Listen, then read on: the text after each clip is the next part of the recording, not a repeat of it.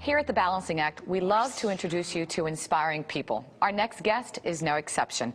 The words "I can't" are not in her vocabulary.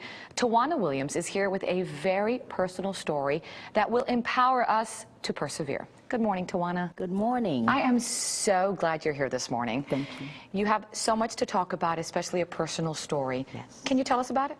Yes, in 1963, I was born without arms due to the drug thalidomide that was given to my mom in her early trimester of pregnancy.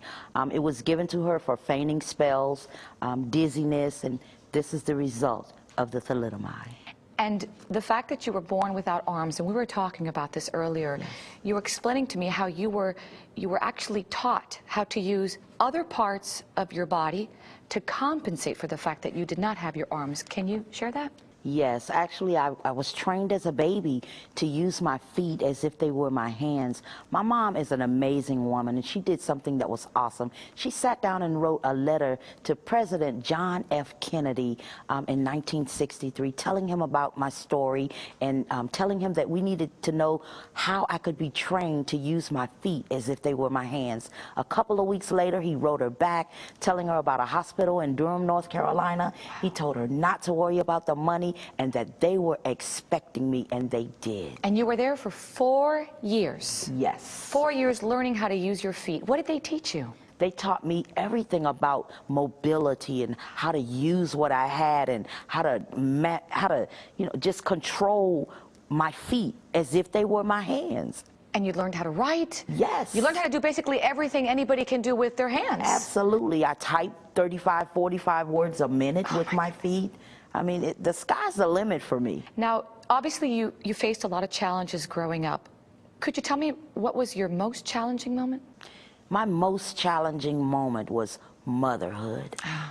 Because motherhood for me didn't come with instructions nor directions.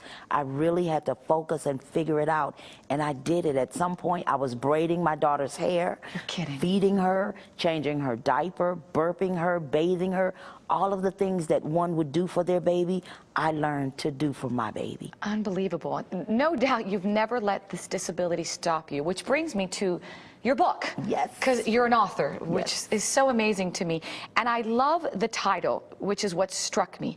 Unarmed but Dangerous. Yes, Unarmed but Dangerous is my story of relentless struggle and ultimate victory. And in the book, I wanted to change lives and let people know that they have the power to be unarmed but dangerous by totally committing themselves to their life, holding themselves accountable for whatever it was that they wanted, being willing to do whatever other people weren't willing to do, taking action in every area of their lives, never giving up, never quitting. Quitting is not an option for me and my family. No matter what. No matter what. And then finally, you got to have absolute faith and believe in yourself when other people don't. That's who I am. I read the book and I loved it. It was a fabulous read, and you taught me a lot. Thank you. I will say you taught me a lot reading this book.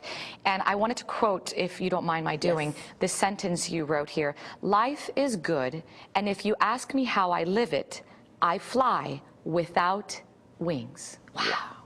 Awesome. Awesome. That sentence just means that I had to do it. I had to soar like an eagle with wings, but without wings, because I don't have arms. Right. I had to figure out a way to make it happen. I had to choose consciously to live my life, to make it happen for myself. When things weren't there or available for me, I created what I wanted, and that's what I mean by soaring like an eagle without wings. And you do soar, because, I mean, not only are you an author, you're a mother, you're a wife, you're a fabulous friend, but you also draw. I'm amazed by this. These are your sketches. Tell me about this. Yes, this particular picture is a picture of Aaliyah, the singer that was killed in a plane crash years ago. Okay, and this one here?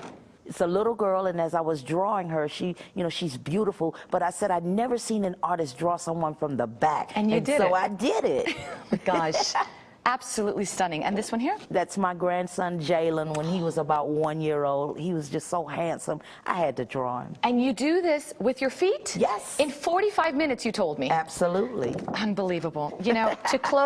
To close this segment, and it's really been an honor having you, what advice would you give someone out there that maybe is facing a physical challenge or an emotional challenge? What would you say?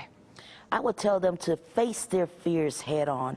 Don't quit trying. You know, you got to persevere. I've always been a self-motivated, self-driven type of person, so I didn't need other people to motivate me or to push me, but there are people out there that do. So, you know, just find somebody that will help you to reach your goals. I tell you, you know, once you focus on what you want, everything else comes together. Tawana, thank you so much for being here. Thank you. It really has been a pleasure for me.